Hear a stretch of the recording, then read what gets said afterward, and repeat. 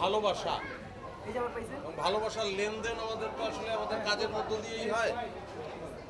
আমি যখন অভিনয়টা করি তখন সেই অভিনয়টাকে ভালোবাসি এবং সেই আমাদের সেই প্রেমটা ছিল।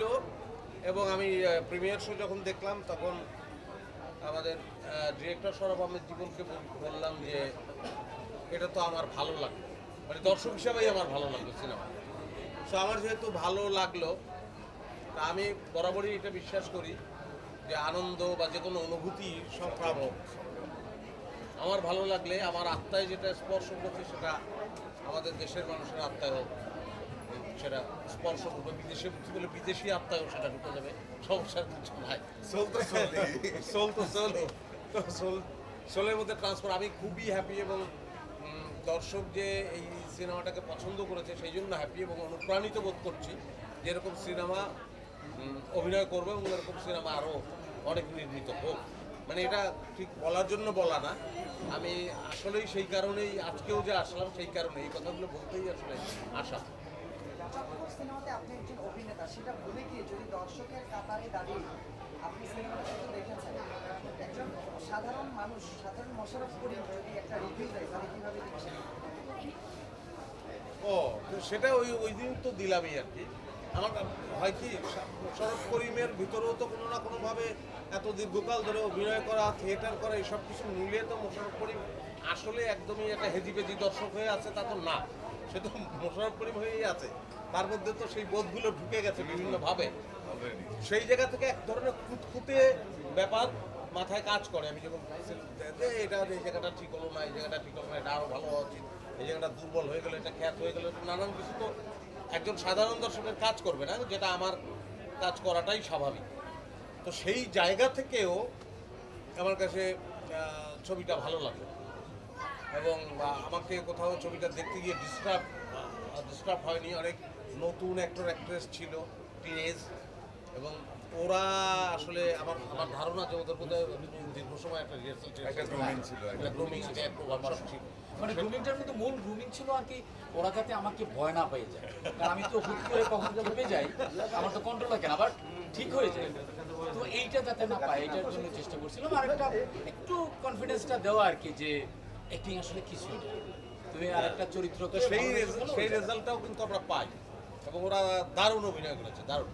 এবং আমার খুব ভালো লাগলো এই জন্য ওদের অভিনয়টাকে দারুণ বলা এবং এত করে বলা এই জন্যই যে ভবিষ্যতে আমি দেখতে পেলাম যে আমরা আরও কিছু অভিনেতা পেতে যাচ্ছি যে যারা আমাদের ইন্ডাস্ট্রিকে রান করবে, এবং সেটা তো দরকার। কারণ আমি অনেক চেষ্টা করেও তো আজীবন মানে ওই ওরা যে চরিত্র অভিনয় করছে অভিনয় করতে পারবো না এবং উচিত না। দ্যাটস ওয়াই আমাদের দরকার ওদের। মোশাররফ ভাই, বিগ বাজেটের সিনেমার সাথে আপনার চক্কর আসছে। বান্ডেল থাকলে প্রতি সিনেমানিতে টাকা বাঁচবে। বিকাশ সেনমানি বান্ডেল কিনে জিতুন প্রতি লেনদেনে। মুভিটা এটা একবার দেখে অবশ্যই ভালো হবে। এই প্রেক্ষিতে মুভি নিয়ে বা দর্শকের যে আপনার প্রতি ভালোবাসা, এটা নিয়ে ফিউচার প্ল্যান কি, বা আপনি কতটুকু আশাবাদী সামনে? প্রশ্নটা একটু 3-4 টুকরা হয়ে ঝামেলা হয়ে গেছে, আমি বুঝাই নিচ্ছি। প্রশ্নটা প্রথমে হচ্ছে বিগ বাজেট অল্প বাজেট এই প্রসঙ্গে হচ্ছে যে আর্টের ক্ষেত্রে, যে কোনো আর্টের ক্ষেত্রেই বাজেট একটা ফ্যাক্টর, কিন্তু একমাত্র ফ্যাক্টর না, বড় ফ্যাক্টর না। একটা অনেক টাকা দিয়ে বানানো একটা সিনেমা দেখা গেল 1 বছর টিকে আছে, তারপর থেকে নাই। আবার এরকম অনেক উদাহরণ আছে যে অনেকই, অন্তত 1-2টা উদাহরণ তো আছেই, যে স্ত্রীর স্বর্ণ বন্ধক দিয়ে অল্প পয়সা একটা সিনেমা বানানো হয়েছে, কিন্তু সেই সিনেমাটা এখনো বেঁচে আছে না, সেই সিনেমার বয়সই প্রায় 100 হয়ে গেছে, কিন্তু এখনো বেঁচে আছে। সেটা খুবই অল্প পয়সার একটা সিনেমা। সো টাকা তো লাগেই, কিন্তু বাজেটটা অনেক বড় ব্যাপার না। ব্যাপার হচ্ছে ওই জিনিসটা একটা ঘরের মধ্যেই একটা চমৎকার সিনেমা হয়ে উঠতে পারে। এই গেল একটা টিমের অনেস্টিও একটা, টিমের অনেস্টি এবং অনেস্টি অনেক বড় ব্যাপার, অনেক বড়।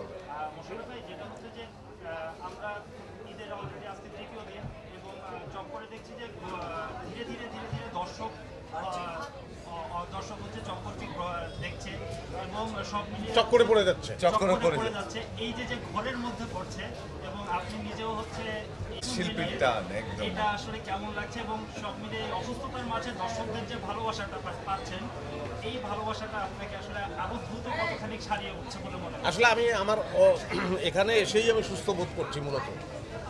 বিছানায় শুয়ে থাকাটা খুব কাজের কিছু মনে হয় না, শুয়ে থাকতে হচ্ছেই পায়ের কারণে, কিছুদিন থাকতেও হবে।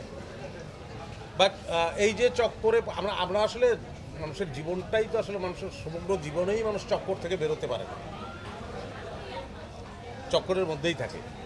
তো এই সিনেমাটা দর্শক, প্রথমেই বলেছি যে দর্শক গ্রহণ করবে, এটা আমি যেদিন প্রিমিয়ার শো দেখলাম সেই দিন আমি একদম ফিল করলাম ভীষণভাবে যে না। এবং সেটা আমরা যারা অন্যান্যরা অভিনয় করলাম তাদের সকলের সঙ্গেই যখন জিজ্ঞেস করলাম যে কী মনে হলো, আমার মনে হচ্ছে যে এটা দর্শকের ভালো লাগবে। তো ঘটনা তাই ঘটছে এবং এটাই তো অনুপ্রেরণা। ভাই, একটা জিনিস লক্ষ্য করা গেছে যে এবং আরও করতে এরকম তো সরব আহমেদ জীবন এবং আমার পাশে বসা সুমন আমার পছন্দের ভীষণ একজন পরিচালক, সে এরকম সিনেমা বানাক বা অন্যরকম সিনেমা বানাক, যেমন মৌলিক ওই কথাটাই বলতে চাই যে মৌলিক বলতে আমি বলতে চাই যে তার মস্তিষ্ক প্রসূত সিনেমাটাতেই আমি অভিনয় করতে চাই। ওর মস্তিষ্ক প্রসূত সিনেমা যেটা বের হয়ে গেছে সেইটা থেকে সে একটা আবার সিনেমা বানানোটা চাই না। ফর্মুলা কোনো সিনেমা যেন এখানে বায়াস না করে। তা আমাদের অডিয়েন্স তো, যে আমি খুবই কৃতজ্ঞ যে আমাদের অডিয়েন্স এই সিনেমা গ্রহণ করছে এবং গ্রহণ করতে চাচ্ছে, তাদের ভালো লাগছে। সো আমার কাছে মনে হচ্ছে যে উই উইল রান। এখন পর্যন্ত আমরা দেখেছি যে যদিও অন্যান্য সিনেমা শো সংখ্যা অনেক বেশি পেয়েছে হ্যাঁ, হ্যাঁ। এবং সেই জায়গাটাতে চক্করে গ্রস সেলটাও প্রথম দিনে হচ্ছে যে 6টা সিনেমার মধ্যে ছিল তার মধ্যে শুধু মাল্টিপ্লেক্সে 3য় নম্বরে ছিল এবং এটা ধীরে ধীরে বাড়ছে।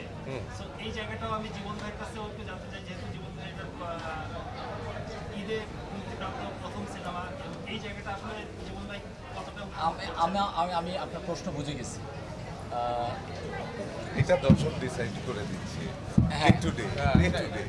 আমি সিনেমা যেহেতু আমার এটা প্রথম, তো সিনেমা ব্যবসাটাও আমার জন্য প্রথম।